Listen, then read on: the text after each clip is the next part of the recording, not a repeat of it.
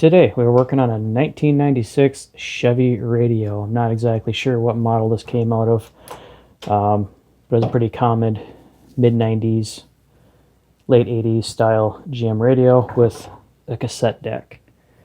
The problem with this one is the clock wouldn't shut off and it was running the battery dead.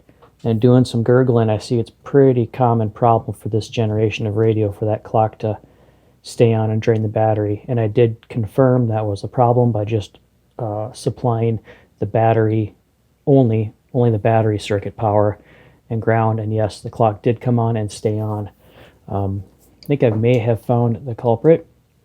And usually when I see displays that are draining the battery, the vacuum fluorescent display takes a good chunk of power, or at least the hot wire circuit takes a considerable amount of power, enough to notice a battery going dead. So by tracing out the circuit and finding out what's going on, we have, you can see a main transistor. It's actually slightly warm in this area, so it's pretty easy to find, but this looks like the main transistor that is responsible for turning on and off that display hot wire circuit.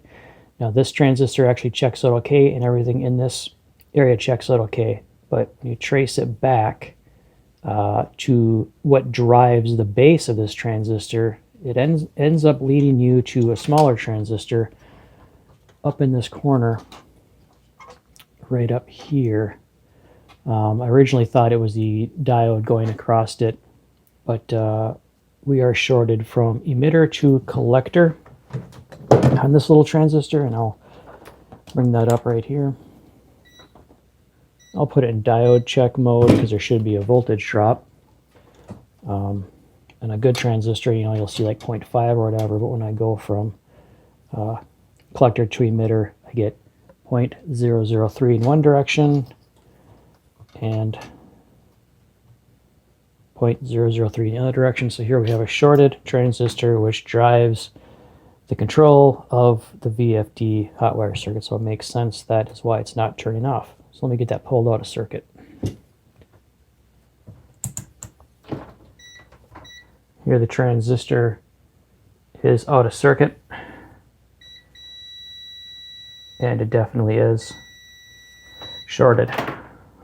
It's a part number 7042, and I'm not able to find any data sheets or replacements on this TO92 package. It's kind of an old guy. I'm not having any luck finding any information on it, but what I'm going to do is I'm just going to try a general purpose 2N222 transistor. It's got the same emitter base collector pinout, and I don't know, it'll either work or it will go up in smoke. So I'm going to throw it in and see what happens.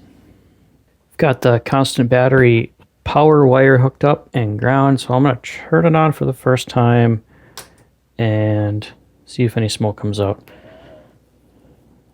Okay, so far, I'm just going to see if I can turn the clock on here.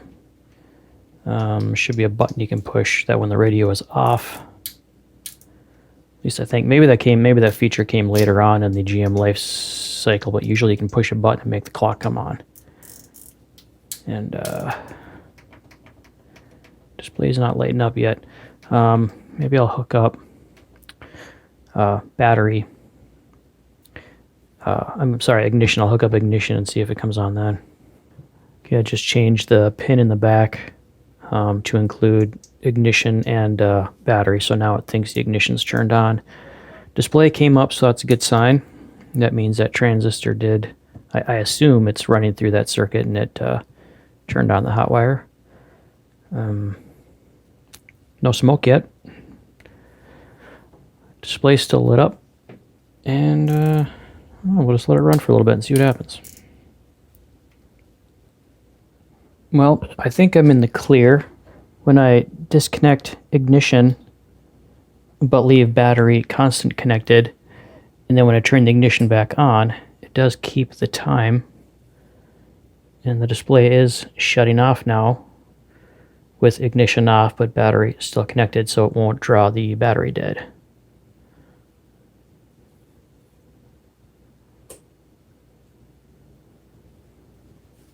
Yep, still keeping time.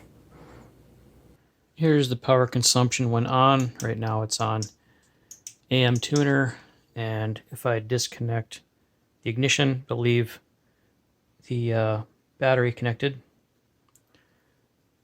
power consumption did drop to 0.19, but it should drop even further. It might take a moment for it to drop all the way down. There it's going.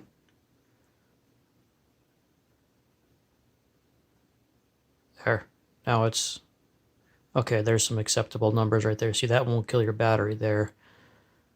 It's kind of there now. It's kind of settled out. 0.08. So that is good. I believe I'm gonna turn it back on again. There we go. And yeah, we're good. No more battery drain. There you have it. If your late 80s to early mid 90s GM radio is drawing your battery dead and the clock won't shut off, just go after this little transistor that drives the main transistor that runs the display. So that's it for this one. We're all done. Thanks for watching.